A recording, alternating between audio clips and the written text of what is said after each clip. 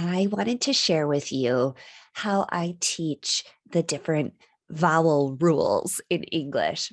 It's a little bit challenging because there are so many different vowel sounds.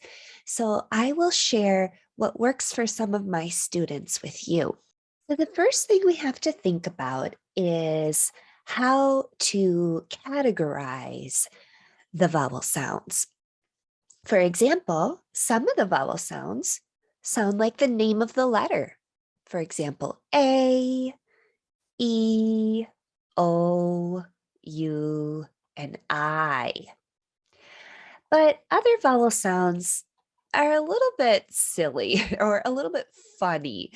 They sound like ah, I.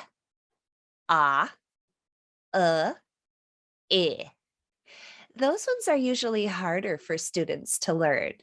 So let's practice those together. Repeat after me. Apple. Elephant. Ah.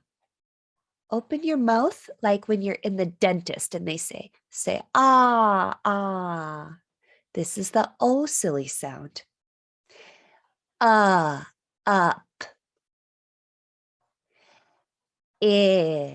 Itch. Now, you'll notice that I have some little marks over the top of these letters. The straight line is kind of like at the top of the paper where you write your name, a straight line for the name sound. And then this little arc is kind of like the bottom of an S for the silly sound. Okay, so we're going to use these extra marks to remind us how the vowel sounds. But when you look at a word, how do you know whether it's a name sound or a silly sound? That's where we can use some of these rules. They're called the 5 phonetic skills. And this was created by a program called Reading Horizons. And they suggest using these 5 rules or skills to figure out how to pronounce the vowel. So if you have one vowel and one star consonant after the vowel, just look at what comes after. Doesn't matter what's before. That doesn't matter. What comes after the vowel is what matters. Then you'll hear a silly sound, like the word up, sun. Rule number 2 is very similar. If you have one vowel and 2 consonants after the vowel, you hear the silly sound. So 1 or 2 star consonants reminds us that we hear the silly sound. Apple, hand. Okay.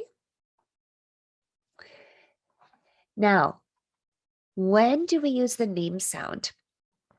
Some teachers might tell you it's when you have 2 vowels. Okay, that's true, right? Whenever we have 2 vowels, we hear the name sound. But notice rule number 3. With rule number 3, there is only 1 vowel. But what's different is there is nothing after the vowel. If there is no star consonant, we hear the name sound. O, go, the name of the letter. This mark is showing you that the S and the M blend together, sm, sm. And then after that, we have 2 vowels. So we put an X under each one. For rule number 4, we have a silent E.